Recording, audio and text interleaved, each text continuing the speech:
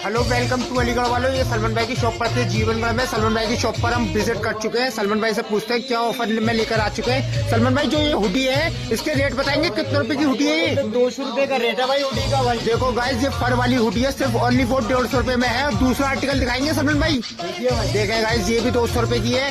और सलमान भाई जो जीन्स है इसके रेट बताएंगे, कितने रुपए का रेट है? जो ये बॉटम पहना हुआ आपको जी। 250 रुपए की एक जींस है। देखो स्ट्रेट बॉटम में है ये 250 रुपए की ओनली फॉर जीन्स है। और अलीगढ़ में सलमान भाई की शॉप है। अलीगढ़ वालों एक बार शॉप पर विजिट करो। और ये 500 रुपए के 3 अपर बता रहे हैं सलमान भाई। सलमान भाई इसके रेट क्या है? भाई 500 के 4 कर दिए हैं भाई अब तो। 500 रुपए के 4 हैं ये। और सलमान भाई की शॉप पर एक बार शॉप पर विजिट करो। राउंड नेक अपर है और राउंड नेक स्वेटर मिल जाएंगे। दोस्तों एक बार शॉप पर जरूर आइए। सलमान भाई का कॉन्टेक्ट नंबर देंगे आपको।